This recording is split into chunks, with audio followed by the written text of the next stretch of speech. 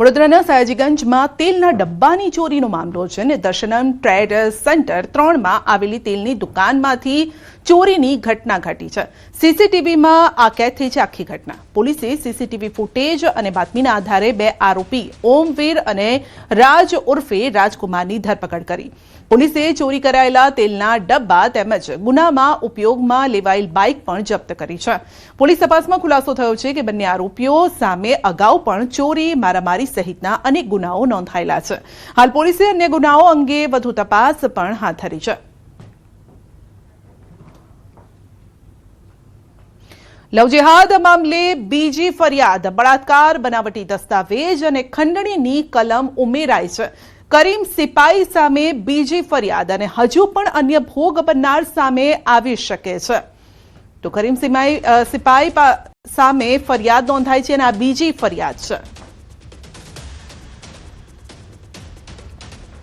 મહેસાણામાં સ્વચ્છતા અભિયાનને વેગ આપવા માટે હવે એસટી નિગમે કડક કાર્યવાહી શરૂ કરી છે। જાહેર સ્થળો અને એસટી બસોમાં ગંદકી ફેલાવતા મુસાફરો સામે દંડની કાર્યવાહી કરવામાં આવશે। એસટી ડેપો કે બસ સ્ટેન્ડ પર ગંદકી કરનાર મુસાફરને સ્થળ પર જ 200 રૂપિયાનો દંડ ફટકારવામાં આવશે, જ્યારે કે બસમાં કચરો ફેલાવવા બદલ 100 રૂપિયાનો દંડ વસૂલવામાં આવશે। બસ અને બસ સ્ટેન્ડમાં સ્વચ્છતા જળવાઈ રહે તે માટે નિર્ણય લેવામાં આવ્યો છે।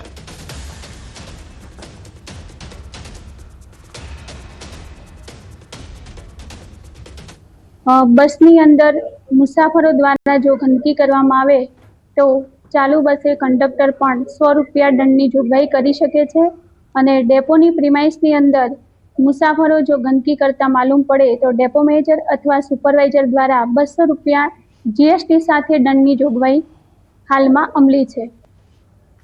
દાહોદના દેવગઢ બારિયા તાલુકાના પીપલોદ ગામમાં મેઇન બજાર નજીક આવેલ જૂની રેલવે ફાટક અને જૂના રણધીકપુર રોડ વિસ્તાર આજે પણ સ્થાનિકો માટે જીવલેણ માર્ગ સાબિત થઈ રહ્યો છે। વર્ષોથી લોકો જીવના જોખમે રેલવે ટ્રેક ઓળંગીને અવરજવર કરવા માટે મજબૂર છે અને છતાં પણ જવાબદાર તંત્ર દ્વારા કોઈ પણ કાયમી ઉકેલ લાવવામાં નથી આવ્યો। સ્થાનિકોના જણાવ્યા મુજબ આ માર્ગ પરથી મધ્યસ્થ શાળા, કમલ હાઈસ્કૂલ અને તેજસ વિદ્યાલયના આશરે 2000 વિદ્યાર્થીઓ દરરોજ પસાર થાય છે। ઉપરાંત દેવગઢ બારિયા ખાતે ઉચ્ચ અભ્યાસ માટે જતા અંદાજે 800 વિદ્યાર્થીઓ પણ આ જ માર્ગનો ઉપયોગ કરે છે। આ સિવાય આસપાસના 60 થી 70 ગામના 4000 થી વધુ લોકો રોજિંદી અવરજવર માટે આ જોખમી રેલવે ક્રોસિંગ પર નિર્ભર છે। સ્થાનિકોનું કહેવું છે કે છેલ્લા 20 વર્ષથી ફૂટ ઓવર બ્રિજની માંગ કરવામાં આવી રહી છે। અનેક વખત ખાતમુહૂર્ત થયા, જાહેરાત કરવામાં આવી, પરંતુ આ તમામ દાવાઓ વાયદા પોકળ સાબિત થઈ રહ્યા છે। આજ દિન સુધી કોઈ પણ વાસ્તવિક કામગીરી શરૂ નથી થઈ અને હાલમાં ઉપલબ્ધ ઓવરબ્રિજ વાહનો માટે બનાવવામાં આવ્યો છે, જ્યારે કે પગપાળા જતા લોકોને લગભગ 3 કિલોમીટરનો વધારાનો ફેરો કરવો પડે છે। પરિણામે મોટાભાગના લોકો સીધા રેલવે ટ્રેક પરથી પસાર થવાનું પસંદ કરે છે। તંત્રની નિષ્ક્રિયતા સામે લોકોમાં ભારોભાર રોષ છે।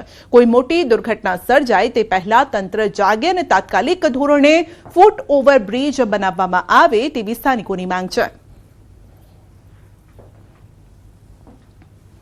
તો જીવના જોખમે લોકો આ રીતે રસ્તો પસાર કરી રહ્યા છે। રેલવે ટ્રેક પરથી બાળકો અભ્યાસ માટે જઈ રહ્યા છે। માની લો કોઈ મોટી દુર્ઘટના ઘટે તો જવાબદાર કોણ? શા માટે તેઓ માટે કોઈ વૈકલ્પિક રસ્તો બનાવવામાં નથી આવતો? 2000 બાળકોનો આ સવાલ છે, તેમના ભણતરનો સવાલ છે અને તેમના જીવનો સવાલ છે। શું આ બાળકોનો જીવ એ જીવ નથી? શા માટે તેમના જીવ સાથે આ રીતે રમત રમવામાં આવે છે? અકસ્માતો બાદ પણ તંત્ર કેમ હજુ સુધારવા માટે તૈયાર નથી? પગપાળા લોકો માટે કેમ કોઈ વૈકલ્પિક વ્યવસ્થા નથી કરવામાં આવતી? વાહનો માટે વ્યવસ્થા છે, પરંતુ આ જે નાના બાળકો છે તેમના જીવની જાણે કે કોઈને પરવા ન હોય તેમ લાગી રહ્યું છે।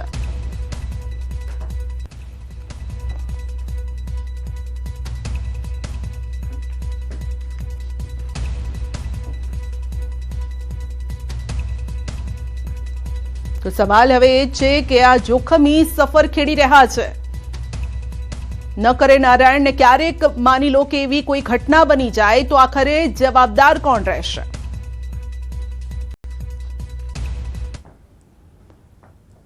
કેમ કે બાળકો નીકળે છે ખૂબ ખૂબ માત્રામાં બાળકોની આજુબાજુ ગામડા બધા 50-100 ગામડા લાગે છે. એક જ રસ્તો છે મુખ્ય આ ગામમાં આવવા માટે, એક જ રસ્તો છે ને પેલી બાજુ ફરવા જાય તો લગભગ 4 કિલોમીટર થઈ જાય પીપલોદ ગામમાં આવવું હોય તો. કયા ધોરણમાં ભણે છે? 12માં.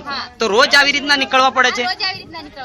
હવે અમારે એમ કેવું છે કે અહીંથી પબ્લિક બહુ નીકળે છે, સ્કૂલ વાળા છોકરાઓને તકલીફ થાય, લેડીઝોને કોઈ ગયડાઓને તકલીફ થાય, એટલે અમે 24 કલાકની ધંધો કરીએ એટલે અમે જોઈએ છીએ, પણ એટલી પ્રાર્થના કરીએ છીએ કે વહેલે છે તે ભણાઈ દે તો બહુ સારું. સ્કૂલ ભણવા જોઈએ, આ માણસને બહુ પડે છે. આ તરફ સુરતના પલસાણાના બગુમરા રેલવે ફાટક પાસે ટ્રેનની અડફેટે આવતા યુવકનું મોત થયું છે. ઘટનાની જાણ થતાં પોલીસ ઘટના સ્થળે પહોંચી તપાસ હાથ ધરી. પોલીસે મૃતદેહને પીએમ માટે ખસેડી આગળની કાર્યવાહી હાથ ધરી છે. મૃતક રાજસ્થાનના ભીલવાડા જિલ્લાનો રહેવાસી હતો.